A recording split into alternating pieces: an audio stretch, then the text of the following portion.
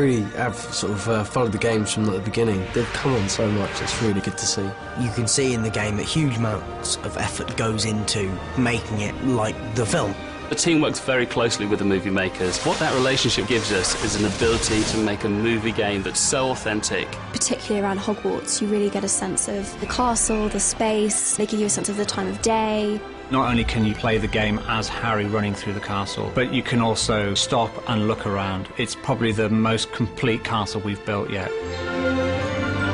When you're playing the game and you see, you know, Ginny as a character in computer form, it's so real. I think how they've developed it is so amazing. They're starting to look a lot, scarily, a lot like us now. All the moles and stuff, you can see it, it's really weird. It's like looking in a mirror because it is just so, like, perfect. When I first saw the video game characters, I was so impressed. The appearance and the likeness, I was just blown away. The characters in the game now actually deliver performance. That way we can tell the story and all the emotions of the story in a much more concise manner, I think. Using various technology that I will never understand, they have somehow managed to take my face and a performance and transpose it onto the screen. It's a very important thing that we can have characters that are believable. We want them to have feeling, to put that across in the game. You've been invited to join the Gryffindor Dueling Club. I love dueling. It's so much fun, just, you know, throwing spells at your opponents. What's great is that when you play that, there is a huge amount of ducking and diving, and it's very fast-paced. There were certain points in the game where you'll have to come and play in the dueling club, and that'll be all part of your missions. If you're really into the fighting, then you can come and test out your combat, have little challenges. I duelled with Felton, and I beat him 3 times. I'm sure that someone taught him some moves that I didn't know, so here I was sort of flapping my arms about endlessly, and he was just doing a little side thing. And you swish down to the left, and it kept, like, taking half his life, and then another half, and then that was it. So there will be a rematch, mark my words. Time and potions wait for no man.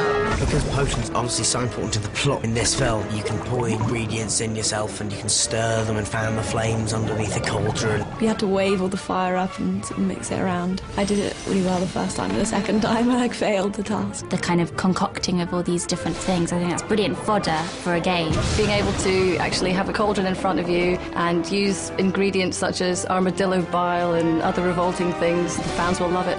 We're using the great themes of the story in the movie to make great gameplay, especially where Ron gets given a love potion, and Harry has to try and get him to the potions classroom.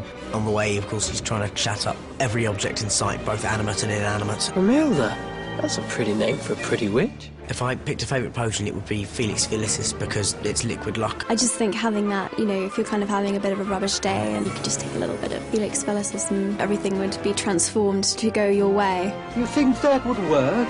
Ah, yes. I have a feeling it will. Obviously, how could anyone turn that down? If I could create my own potion, it'd probably be a rose-tinted eye drop, so that you see everything in a lovely glow. It would be Pesticidious, because that would be a potion that gets rid of mice and cockroaches in your house, which would be really useful, I think. And it would sell like hotcakes in London. Not bad at all. The rival seeker is back and means business. Ow! That looked like it hurts.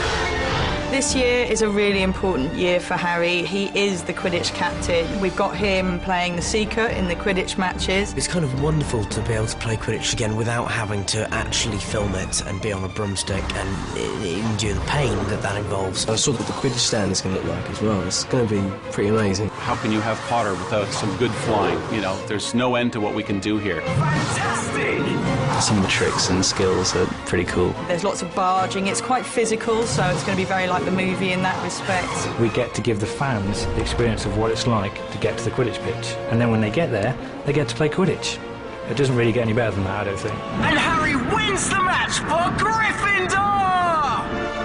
I think there's so much within the Half-Blood Prince that every moment within it will be so much fun to play on the game. It just seems a lot more exciting and closer to the film than we have been before.